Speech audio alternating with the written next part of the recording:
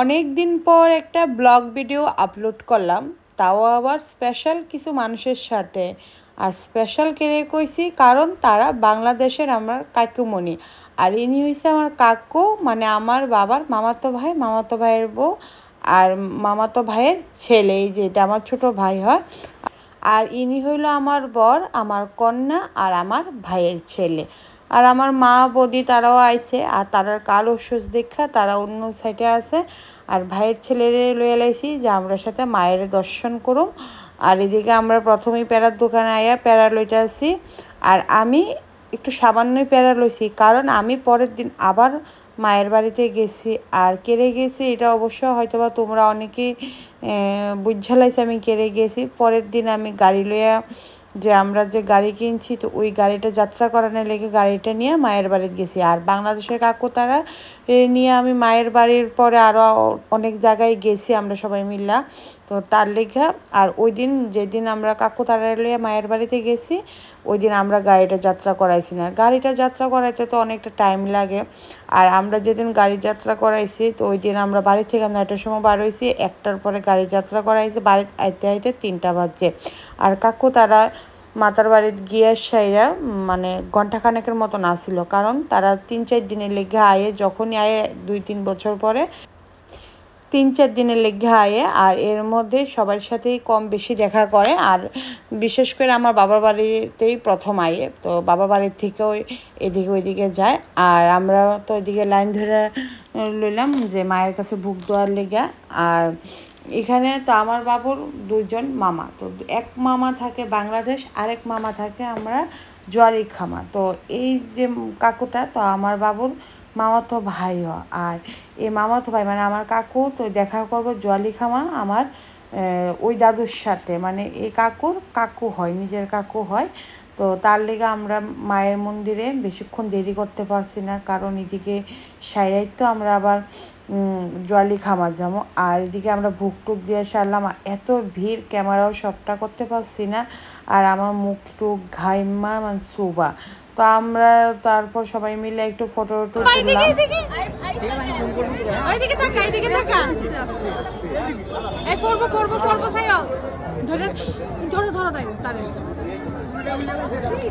আর এইদিকে দেখো আমি আমার ভাইয়ের ছেলেরে নিয়ে এইদিকে যাইতে আসি যে একটা ভালো করে একটা ফটো তুললাম। আর আমি একদিকে রাখলে আরেক দিকে জায়গা। আর বদিও আসার সময় কইছে যে প্রিয়াদি তার একটা সুন্দর করে একটা মায়ের সামনে একটা পারলে ফটো তুললো। তো আমি পাচ্ছি না মায়ের সামনে একটা ফটো তুলতাম, কারণ প্রচুর মানুষ, তো কারোর পায়ে লেগে যদি পড়ে জায়গা।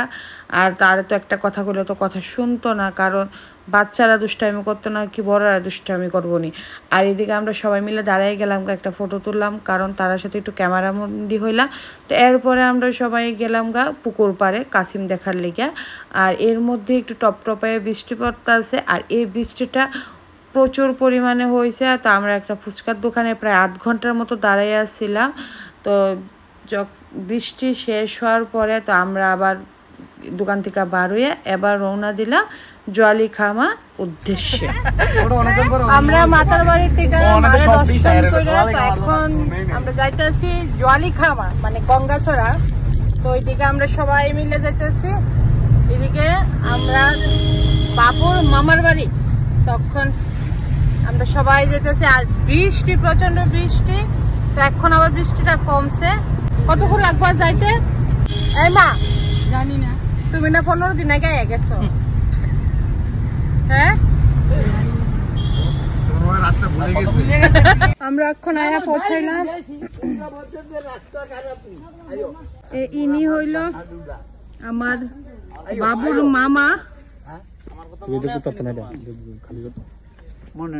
আমার বাবুর মামা, আমার দাদু। এক মামা এদিকে জোয়ারিখামা, আর এক মামা হইছে আড্ডা। আর এটা আমার ভাই, কাকাতো ভাই।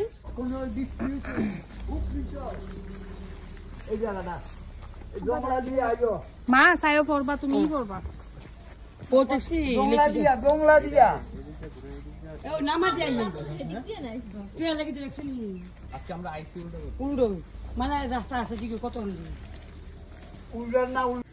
বাবুর মামার বাড়িতে আই ওই ড্রেস ট্রেস খুইলা লাগিয়ে গেলাম কাজে, কারণ আমরা আমু শুইনা দাদু বাজার টাজার সব করে রাখছে।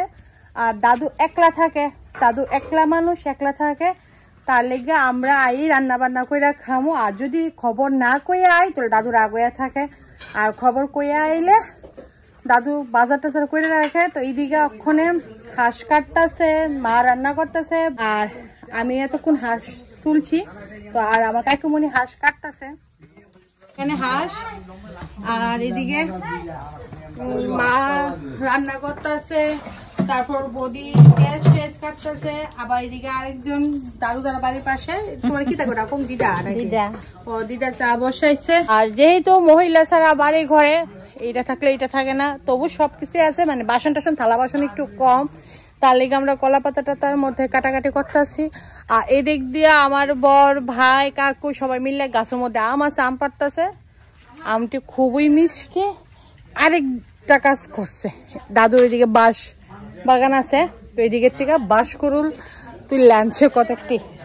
এই দেখো এখানে বাঁশ করুল, আমি কইছি আরো কিছু পারুম আনুম, তো এটি ভাঙ্গা আনছে। এটি যদি দাদা একটা আনতো তাহলে আর একটু করে আনতে পারতো। এটি ভাঙ্গা আনছে অনেকখানি জায়গা নিয়া, জোয়ালি খামা, তো জোয়ালি খামাই কয়। বাড়িটা শুধু ইকের দিকে একটাই আছে, আরেকটা আছে ওই দিকে, কেমনে জানি দাদু থায় একলা, কে জানে।